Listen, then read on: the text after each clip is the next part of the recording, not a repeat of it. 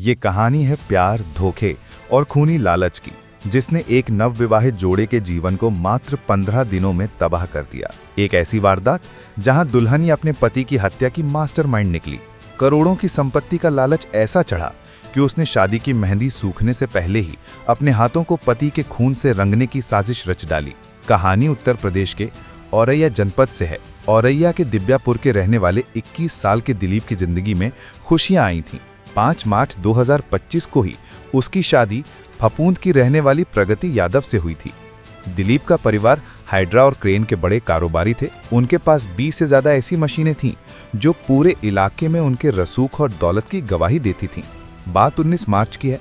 दिलीप शादी के बाद पहली बार अपने काम पर गया था। वो कन्नौज का उमरद के पास शाहनगर में अपनी हाइड्रा मशीन से काम निपटाकर घर लौट रहा था। दोपहर करीब 1:30 बजे उसने बड़े भाई संदीप को फोन कर कुछ ही देर में घर लौटने की सूचना दी। उस समय वो सहार थाना क्षेत्र के पास एक होटल पर बैठकर खाना खा रहा था। यहाँ उसकी मुलाकात कुछ बाइक सवार युवकों से हुई। उन्होंने दिलीप को एक खाई में फंसी कार को हाइड्रा से निकालने की बात करते हुए अपने साथ चलने के लिए कहा। करीब 1000 रुपए में दिलीप चलने के लिए तैयार हो गया, लेकिन ये सिर्फ एक बहाना था। शाम तक भी दिलीप घर वापस नहीं लौटा। होटल से महज 7 किलोमीटर दूर पलिया गांव के पास दिलीप गंभीर हालत में खून से लथपथ मिला। कुछ ग्रामीणों ने उसे अस्पताल पहुंचाया, जहां 2 दिन तक वो जिंदगी और मौत के बीच झूलता रहा और आखिरकार 21 मार्च को उसने दम तोड़ दिया। दिलीप की मौत के बाद परिवार में कोहराम मच गया। सबकी जबान पर बस एक बात थी कि महज 15 दिन के अंदर एक नए नवेली दुल्हन विधवा हो गई। दिलीप की पत्नी प्रगति के आंसू भी रुकने का नाम नहीं ले रहे थे। परिजनों ने अज्ञात लोगों के खिलाफ रिपोर्ट दर्ज कराई और मामले की तफ्तीश में जुट गईं। लेकिन किसी को अंदाजा नहीं था कि कातिल उनके अपने घर में ही छुपा बैठा था। करीब 2 दिन बाद दिलीप की पोस्टमार्टम रिपोर्ट सामने आई। पोस्टमार्टम रिपोर्ट ने सामने आते ही सनसनी फैला दी। इस रिपोर्ट में दिलीप के शरीर पर 9 गंभीर चोट के निशान थे जो किसी धारदार हथियार से किए गए थे।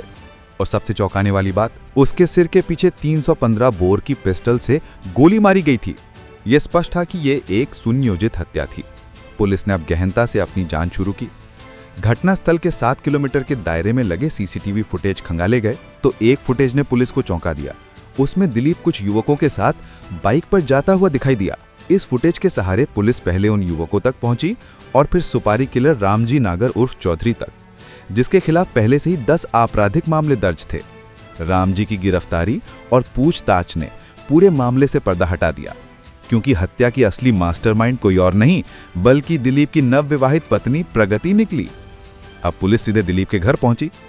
अभी तक दिलीप के परिजनों को इस बारे में कोई खबर नहीं थी कि गमगीन महिलाओं के बीच में बैठकर फूट फूट कर रो रही दिलीप की पत्नी ही उसकी हत्यारिन है। खैर, पुलिस ने समझदारी से काम लिया और जरूरी पूछताछ की बात कहते हुए चुपके से प्रगति को अपनी जीप में बैठा लिया। फिर थाने लाकर पूछताछ की गई। पुलिस को ज्यादा मेहनत नहीं करनी पड़ी।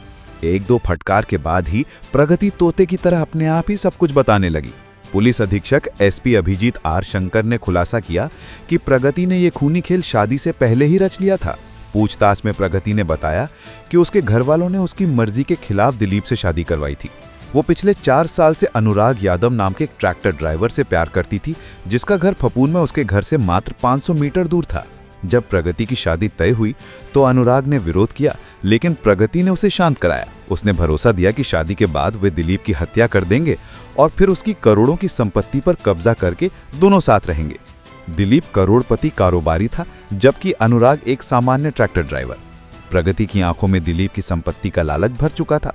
हैरानी की बात यह है कि इस पूरी साजिश को व्हाट्सएप कॉल और वीडियो कॉल पर अंजाम दिया गया। होली पर जब प्रगति मायके फपूंद पहुंची तो उसने अनुराग के साथ मिलकर पति की हत्या की सुपारी देने की साजिश रची। अनुराग सीधे दिलीप को मारना नहीं चाहता था, इसलिए उसने शूटर की तलाश शुरू की। 12 मार्च को एक परिचित की मदद से उसकी मुलाकात गैंगस्टर एक्ट में जेल से छूटे रामजी नागर उर्फ चौधरी से हुई। 2 लाख रुपए में दिलीप की हत्या का सौदा तय हुआ। रामजी को पैसों की सख्त जरूरत थी, इसलिए उसने ये सुपारी तुरंत ले ली। 17 मार्च को प्रगति और अनुराग की एक होटल में मुलाकात भी हुई। पुलिस को अनुराग के मोबाइल से उस दिन के वीडियो और तस्वीरें मिली हैं, जो उनके मिली भगत का पुख्ता सबूत हैं। प्रगति ने दिलीप की हर लोकेशन की जानकारी व्हाट्सएप पर अनुराग को भेजी और अनुराग ने शूटरों से भी व्हाट्सएप के जरिए ही संपर्क किया। शादी के बाद 6 मार्च को प्रगति विदा होकर ससुराल आई थी। 10 मार्च को वो होली मनाने अपने मायके चली गए। और पति की मौत पर 21 मार्च को वापस लौटी। इतने दिनों तक ससुराल वालों को जरा भी भनक नहीं लगी थी कि उनके बेटे की हत्या की जिम्मेदार उनकी अपनी बहू है। लेकिन पुलिस की पैनी नजर और सीसीटीवी फुटेज ने इस हत्याकांड का खुलासा कर दिया। दिलीप के घायल मिलने के 7 किलोमीटर एरिया के फुटेज ने पुलिस को पहले शूटर रामजी तक पहुंचाया और उसकी पूछताछ ने प्रगति को बेनकाब कर दिया। पुलिस ने ससुराल से प्रगति को हिरासत में लेकर पूछताछ की और उसने अपना जुल्म कबूल कर लिया। एसपी अभिजीत आर शंकर के अनुसार प्रगति की बहन पारुल की शादी मैनपुरी निवासी संदीप से हुई थी, जो एक कारोबारी परिवार से थे। उनकी खुशी देखकर ही प्रगति के परिजनों ने उसकी शादी भी संदीप के भाई दिलीप से तय कर दी थी, ये सोचकर कि प्रगति भी अमीर परिवार में खुश रहेगी। लेकिन प्रगति के मन में तो कुछ और ही चल रहा था। वो अमीर बनने के लिए अपने पति के खून का सौदा कर चुकी थी। पुलिस ने आरोपी पत्नी प्रगति यादव, उसके प्रेमी अनुराग यादव और सुपारी किलर रामजी नागर को गिरफ्तार कर जेल भेज दिया। इस घटना ने एक बार फिर साबित कर दिया कि अपराध की जड़ें कितनी गहरी हो सकती हैं और लालच इंसान को किस हद तक गिरा सकता है। कहानी पसंद आई हो तो चैनल को सब्सक्राइब जरूर करें ताकि क्राइम की और भी सनसनीखेज वारदातों के बारे में आप जान सके और सतर्क हो सकें। फिर मिलते हैं किसी और नई कहानी के साथ। तब तक के लिए अपना और अपनों का ख्याल रखिए। धन्यवाद।